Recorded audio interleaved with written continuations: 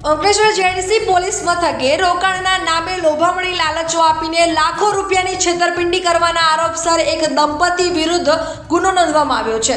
Police ફરિયાદમાં જણાવ્યા અનુસાર અંકલેશ્વરના કોસંબડી ગામમાં આવેલી અંબે ગ્રીન સિટી ખાતે રહેતા ભાવિન ભરત ત્રિવેદી અને તેમની પત્ની Ankita Bhavin Trivedi green mind consultancy નામે એક ઇન્વેસ્ટમેન્ટ કંપની ચલાવતા હતા। આ દંપતીએ ફરિયાદી સુશીલા સની શુક્લા તેમના પતિ તેમજ તેમની બહેનને વિશ્વાસમાં લઈને અલગ અલગ સ્મોલ ફાઇનાન્સ બેંકોમાંથી મોટી રકમની લોન અપાવી હતી। લોન પાસ થયા બાદ દંપતીએ એક ચોક્કસ યોજના ઘડી કાઢી હતી, જેમાં તેઓએ લોનની 40% રકમ મૂળ લાભાર્થીઓને આપી હતી અને બાકીની 60% રકમ સરકારની વિવિધ રોકાણ યોજનાઓમાં મૂકવાનો દાવો કર્યો હતો।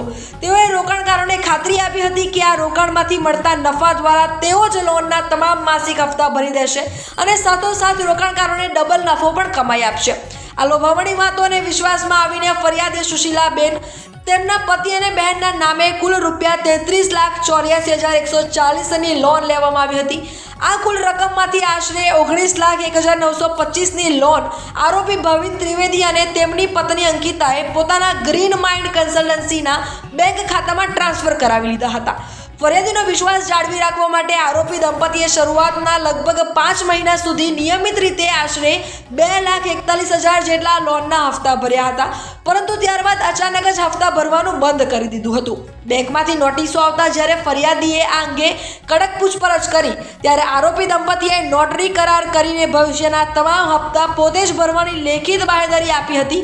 જો કે આ કરાર છતાં ઇન્વેસ્ટમેન્ટના નામે રૂપિયા 19 લાખથી વધુની રકમ મેળવી લીધા બાદ આરોપીએ વાયદા મુજબ કોઈ જ લાભ આપ્યો ન હતો અને હાથ ઊંચા કરી દીધા હતા।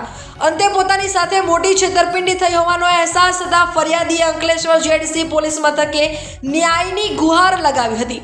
પોલીસે આ સમગ્ર મામલે ગુનો નોંધીને કાયદેસરની કાર્યવાહી હાથ ધરી છે અને આરોપી દંપતી પૈકીના પતિ ભાવિન ત્રિવેદીની ધરપકડ કરી આગળની કાયદેસરની કાર્યવાહી હાથ ધરી છે।